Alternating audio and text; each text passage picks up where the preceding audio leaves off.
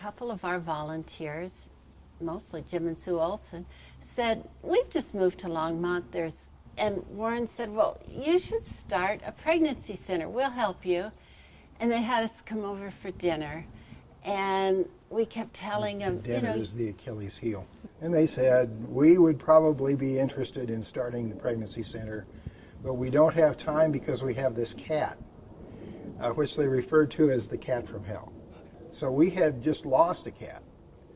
And I said, well, what if we took the cat? And they said, you don't want this cat. I said, yeah, we'll take the cat. They said, well, would you start the pregnancy center if we took the cat because it'll give you more time? They said, sure, we'll do that. We got the cat, took it home. They started the pregnancy center. Well, I remember, I think there was Chuck Utter was on the board early at that time, and he was going to be going off the board, if I recall, and he asked me if I'd fill in for him. I really didn't know what the ministry was.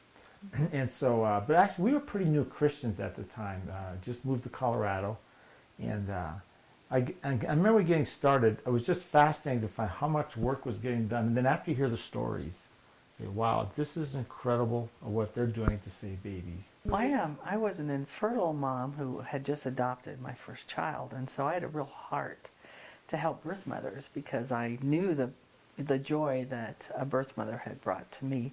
So I'd always kind of felt God calling me, but I had the new baby, and you kind of, God knocks patiently and waits. And I actually had looked into what was called Birthright at the time, and was thinking of going there. I'd made some calls, and then there was a newspaper story in the local paper that said that the two were merging, Birthright and at the time it was called Longmont Crisis Pregnancy Center. Then I ran into a person at a CU game who was doing the clothing ministry at Marlene at the Longmont Pregnancy Center. And she said, oh, come on by. She kind of took the newness away and just, oh, come on by. I'll be there and I'll show you what we do. And so I did. And before I knew it, I was in a training class to be a counselor. How I became involved, I had two children in high school, and one had just gone off to college, so I saw this little ad in the paper, and they were looking for volunteers to work with unwed mothers, and I thought, well, that sounds interesting, so I called and I talked with Eleanor Vander Ark, and at that time I ended up being one of three that worked there. We were only open, I think, 4 hours, 3 days a week. And in the little building that we were in, which was at 3rd and Kimbark, we had a office in there. It was just a room, and there was a closet where we had maternity clothes and a few baby clothes, and no income unless somebody sent us $5. That was about it. And I started out, that's where I started out, was working with the women. I remember going to the board meetings down at I think it just transitioned to the location on Mountain View. Yes. So you were in the basement. That's it. So we go down to that basement and sit around this little room and have a board meeting. I think the clothing room is right beside it, right? I still remember some of those board meetings and realized, boy, this isn't highfalutin, but the discussion was so. But just realized the passion for everybody that was working there was so amazing. And then, Mary mentioned about in the beginning. Eventually, then. Somebody's got to man up. I was the treasurer. And we had no money, though. None. So it was easy to keep the checkbook. But then I remember when Carla came on board as the first paid director, she'd come by my office sometimes, and we would still have no money. And sometimes we'd take it out of a personal checkbook or something. We just somehow got her some money if we had it. And but then to watch as time continued to go on, how it just grew. Was fascinating to me how people just said, look, we have to support with all the work that's... And I'll never forget, it seemed like since we never had money before to pay the bills, and we were always stretching from one payday to the other, to me after a while I looked back and said, you know what, we always had money after that. And to me it was such a testimony to the fact that even that principle works, not only in a ministry like that corporately, but because we were trying to figure it out personally. And it was such a testimony to me that, wow, look what can happen. We actually ran the first banquet ever, And I mean, we worked hours. Mary and I did everything down the church basement. But we had 203 people there. I remember that number. And I think we raised about $5,000. We cleared that much. Nationally, Yeah. the Newsweek magazine had our center with 2 of the kids on the front of it, and it was distributed throughout the United States. I think we were at a board meeting one day, and we realized that the word crisis, we were called Longmont Crisis Pregnancy Center, and we just didn't think that covered everything. It made it sound like you had to be in crisis to come and use our services. And of course, we have great services for baby clothing and maternity clothing, so we had things that weren't necessarily crises. And so we're sitting around one day, we all called it LCPC. That was just the, rolled off our tongues. And Mary said, Life Choices Pregnancy Center. Just like that. It came to her, and just like that it took. The statue came as a matter of a family that had a miscarriage. And they had gone to a local sculptor, and he created this beautiful baby held in hands like that. I believe it was probably a mom and a dad holding the baby, commemorating their baby that they lost. And so she was active volunteer with us, and she shared that, and so then we were able to get that copied, and I believe it's still there. somewhere in Focus Still on in the their, Families in their building. facility. Yeah. Some people have asked me, how did you get involved with Life Choices Pregnancy Center? It's an interesting story. I just moved up here from Colorado Springs. I'd been teaching health education at a school there, and I had 3 little boys.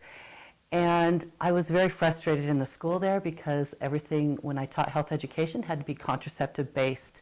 And I realized after teaching a semester, I was doing my students a disservice by continually sharing with them and teaching them about contraceptives and not sharing about abstinence education.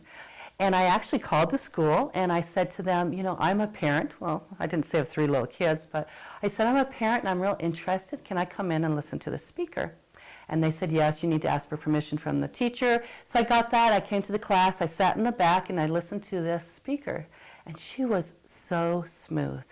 At the end of her presentation of about 60 minutes, I thought, if I was a high schooler and I just listened to her, I'd have no problem going to their center and having an abortion or getting my contraceptive. And I thought, kids need to hear the other side. And I felt like God just put this burden on my heart. So I talked to the teacher afterwards, and I said to her, wouldn't it be nice if your students got to hear the other side about staying abstinent and the benefits of waiting to have sex until marriage? And to her, it was like, wow, I never thought about that. And I said, well, would you be interested if I came in and spoke to your students about it? She goes, yeah. And then I ran home and went, oh my goodness, I need to come up with some kind of curriculum or do something. And things started rolling, and then I thought, wouldn't it be great to have teenagers come into the classroom and mentor their own peers and have them hear from their own peers about their struggles with this, how they've learned to abstain, or maybe they've started over again sexually.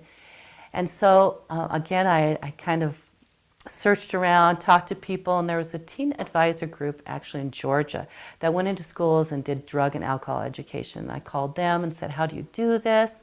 I went out to one of the retreats and just observed, came back and developed the teen advisor program. But it was great that these teens, I'm just excited, I guess, that I see that the teen advisor program has continued to go because it's so important for peers to hear from their own peer group about abstaining or starting over sexually. So that's really the beginning of how this whole program developed. Well, as you can see, we're standing in front of the Life Choices ICU mobile ultrasound unit. This project came about, it started about 8 years ago when Jarrell Godsey was the center director, the executive director. A donor had donated a large sum of money. There was a desire to have an ultrasound program to expand the ministry for not just pregnancy tests, but to expand into being able to show women their babies and that they were actually alive, a heartbeat, to see the baby that was alive in them. Through some other things, we decided or found out that we really needed to have a good policies and procedure program because we really had stepped into a medical procedure. And medical policies and procedures needed to be followed as far as we could tell through some of the organizations we were involved with, like CareNet and NIFLA. That unfortunately took a lot longer than we had anticipated, but God has blessed us tremendously, and we have come up with policies and procedures, which has been quite a program to accomplish. We have a wonderful doctor we're working with now, and Cheryl Bolton, our nurse manager, has helped put those policies and procedures together. And we've expanded now into making the ultrasound mobile, which allows us to really get out and to minister to a lot more women that we just wouldn't get coming through our doors necessarily. By going out to Brighton, to North Metro, up to Loveland, and just parking the unit. We've had lots of women and couples through donors donating the money over about a year and a half. We're able to pay cash for the system. And it's a complete package. It's not only to just show them their baby, it's to medically verify a intrauterine pregnancy, which is a huge part of a medical procedure. We don't do this just to twist a woman's arm to keep their baby. That's not the point of the ultrasound. The point is to get them in and to be able to educate them about the pregnancy, about the child they're carrying. As we go back in the back, you'll actually see the ultrasound system and the room that is closed off so for privacy. The ultrasound system here, exam table here that the nurses use while they're doing the ultrasounds. And again, it's all set up to be totally mobile, so we can get from location to location. We're even going up to Estes Park occasionally. Always looking for new venues to try to get the mobile ultrasound out to, because it is a billboard for advertisement for Life Choices and for life. The whole process of Life Choices buying their building and remodeling it started over 20 years ago when Marilyn Pipkin asked John and I to come take a look at what it would take to remodel the building. And we came over, kicked a couple holes in the walls, surprised Marilyn a little bit, but I think the board decided to go ahead and purchase the building, and we started remodeling. Then we started working Saturdays to, we got all the trades in here, volunteers, Saturday after Saturday after Saturday doing all the work. And that was a lot of fun. It was. I remember that first Saturday was demo Saturday.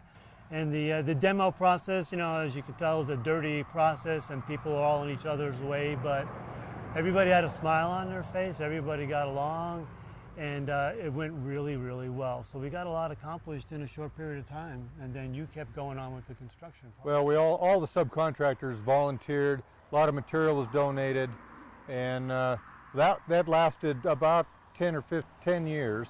And then the next process, once they outgrew it, was to add an addition, which you can see over my shoulder here.